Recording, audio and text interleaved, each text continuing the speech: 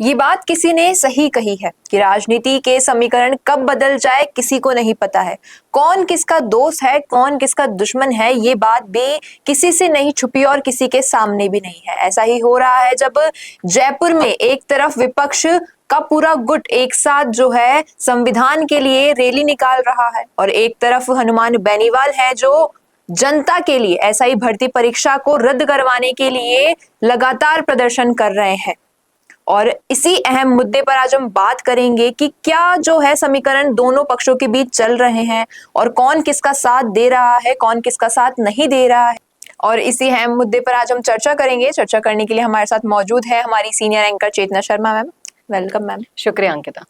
Ma'am, आप ये देख रहे होंगे कि जयपुर में एक तरफ विपक्ष का पूरा गुट जो है संविधान के लिए रैली निकाल रहा है, एक तरफ हनुमान बेनीवाल लगातार 3-4 दिन से एसआई भर्ती परीक्षा को रद्द करवाने के लिए जो है युद्ध के साथ बैठे हैं प्रदर्शन के लिए। इस मामले को अगर आप अच्छे से देखेंगे ना अंकिता, तो आपको समझ में आएगा कि विपक्ष जब भी उतर रहा है सड़कों पर खुद के लिए उतर रहा है, खुद की राजनीतिक रोटियां सेकने के लिए ही उतर रहा है। इससे पहले कब उतरा था? जब विधानसभा में आपको गतिरोध चलाना था, दादी शब्द पे आपने 7 दिन तक सदन को बंद कर दिया और खुद के लिए सड़कों पर बैठे, खुद की पार्टी के लिए सड़कों पर बैठे। बिल्कुल। इतने समय से इंतजार कर रही थी जनता कि विपक्ष हमारा कोई तो संज्ञान लेगा, किसी भी मुद्दे पर ध्यान तो देगा, हमारी आवाज को उठाने की बजाय वो एक छोटे से शब्द के लिए पूरे सदन में गतिरोध करते हैं। बिल्कुल। पानी के लिए वहां पे प्रदर्शन करेंगे और ये सब चीजें करेंगे जो कतई बर्दाश्त नहीं होती है। और साफ साफ इन चीजों से समझ में आ जाता है कि सिर्फ और सिर्फ अपनी राजनीतिक रोटियां सेकने के लिए ये सब विपक्ष कर रहा है। अब फिर से एक बार सड़कों पर उतरेंगे, फिर से संविधान रैली निकाल रहे हैं।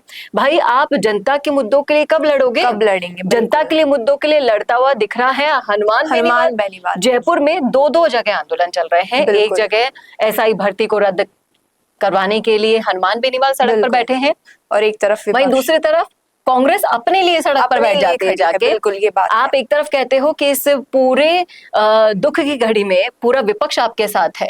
लेकिन नहीं, विपक्ष का असली चेहरा संविधान रैली में, बचाओ रैली में निकल रहा है, सामने आ रहा है। वहां आप देखिए, कहीं से आप मोदी जी को कोसना शुरू कर रहे हैं, आप फेलियर बता रहे हैं सरकार पर। लेकिन अगर राजस्थान से जुड़े हुए मुद्दे अगर आप उठाना चाहे तो कोई आपका मुंह बंद करता है क्या? आपको सोचना होगा, समझना होगा कि जहां एक तरफ हनुमान बेनीवाल जनता के लिए बैठा है, युवाओं के लिए बोल रहा है, उनके भविष्य की चर्चा कर रहा है और कह रहा है कि जब तक ये नहीं हो जाता सॉर्ट आउट, मैं नहीं जाऊंगा। बिल्कुल सही बात। असली विपक्ष का काम तो हनुमान बेनीवाल कर रहे हैं और वो वहां पर खुद की राजनीतिक रोटियां सेकने से ही बाज नहीं आ रहे हैं। बिल्कुल, अपनी पार्टी के मुद्दे उठा रहे हैं, ना कि कोई जनता के ऐसे अहम मुद्दे उठाकर जो है रैली निकाल रहे हैं। ये बात सही कही। और एक तरफ अगर हम देखें कि हनुमान बेनीवाल ने कांग्रेस का साथ बखूबी निभाया था। जब आप देखिए ना, उपचुनाव की बात करोगे आप, पिछले चुनाव में देखिए ना, 11 सीटों पर गठबंधन था। आप उपचुनाव से पहले जो सीट पे गठबंधन हुआ विधानसभा चुनाव में, वहां अच्छी जीत दर्ज कराई। हनुमान बेनीवाल खुद अपने आप कह चुके हैं कई बार कि अगर मैं साथ नहीं देता तो एक बार फिर से बीजेपी की हैट्रिक होती 25 सीटों पर। लेकिन जिस तरीके से लोकसभा चुनाव हुए, विधानसभा चुनाव हुए, उसके बाद जो हकीकत सामने आने लगी झूठ और अफवाहों की, उसके बाद क्लियर कट है यहाँ पर कि आंतरिक कलह इस कदर कांग्रेस को ले डूबी है कि वो उससे बाहर ही नहीं आ पा। आज संवैधानिक जो संविधान बचाओ रैली इन्होंने निकाली, वहां पर भी आप देख सकते थे किस तरीके से मंच पर एक साथ तो आपको एकजुट तो दिखेंगे, लेकिन सारे एक दूसरे का कटाव कर रहे हैं। लेकिन जो आंतरिक चीजें हैं वो बाहर आए बिना रहती ही नहीं। वहां पर भी गहलोत को ज्यादा तवज्जो मिल रही है। आप देखेंगे वीडियोस में और हर जगह जिस तरीके से अध्यक्ष और गहलोत जी मिल रहे हैं, जिस तरीके से उनको तवज्जो दी जा रही है। आप खुद बताइए ना, आप अपने कार्यकाल में इतने कांड करके बैठे हुए हैं कि आप उसकी चर्चा तक नहीं कर सकते किसी के सामने।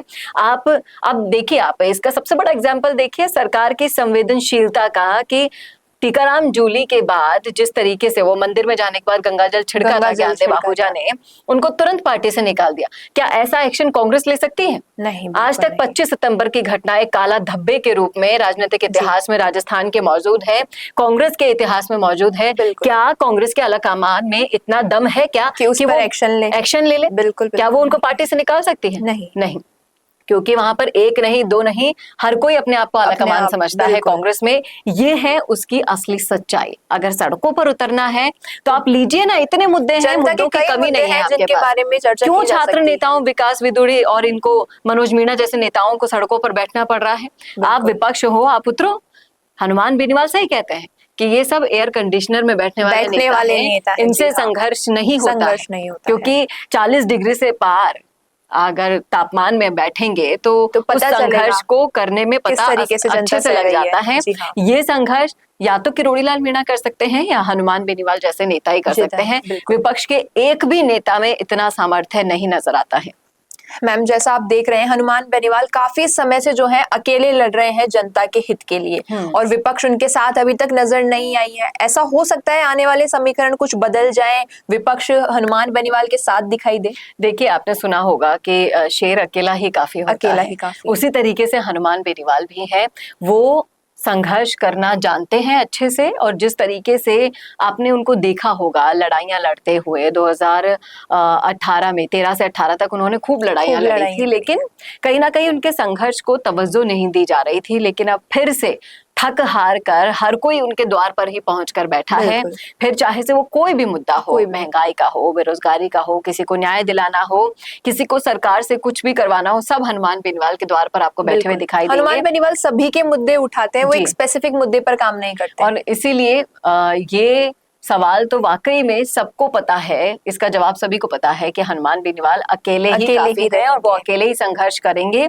और जब तक न्याय नहीं मिलेगा तब तक तो ये बेनीवाल की गारंटी है कि वो अब इस मामले से टस से मस होने वाले नहीं है। विपक्ष की भूमिका में अगर कोई फिट बैठ रहा है इस वक्त तो वो सिर्फ और सिर्फ हनुमान बेनीवाल है। और जिस तरीके से कांग्रेस में पायलट से लेकर डोटासरा से लेकर सभी तरह के नेता लोग एकजुट हो रहे हैं खुद को बचाने के चक्कर में, अपनी पार्टी को बचाने के चक्कर में। महेश जोशी के साथ क्या हो रहा है सर्वविदित है। ये भी देखने वाली बात है कि पर बोले नहीं बनता है, क्योंकि अपनी ही पार्टी का सिक्का खोटा निकले। कुछ ना प्रताप सिंह खाचरियावास से लेकर महेश जोशी से लेकर सब अब पकड़ में आ रहे हैं, सारे खुलासे हो रहे हैं। क्योंकि जब तक कवर अप करने के लिए उनकी सरकार थी तब तक ये छुपा हुआ था, और अब एक एक करके जब पत्ते खुल रहे हैं तो अब सबकी हवा टाइट हो रही है धीरे धीरे। और लगता है आने वाली सूची में कई और जो बड़े चेहरे हैं कांग्रेस के वो भी शामिल हो सकते हैं। और विपक्ष के चेहरे के रूप में अगर कोई असल में निस्वार्थ भाव से जनता के लिए आपको दिखाई देगा तो वो सिर्फ और सिर्फ हनुमान बेनीवाल ही है। यहाँ पर और कोई मुझे दूर दूर तक नजर नहीं आ रहा है। जी, तो अब देखना ये होगा कि हनुमान बेनीवाल का साथ विपक्ष या पक्ष में से कोई देगा, या फिर हनुमान बेनीवाल अकेले ही जनता के हित के लिए सड़क पर बने रहेंगे और उन मुद्दों को उठाते रहेंगे जब तक न्याय नहीं मिलता है। और क्या होगा आने वाला समीकरण ये तो वक्त ही बताएगा। लेकिन ऐसे ही अहम मुद्दों के लिए आपको बने रहना है संवाद के साथ, क्योंकि हम लाते हैं संवाद भारत का, भारत के लिए। अगर वीडियो पसंद आया हो तो इसे लाइक करें, शेयर करें।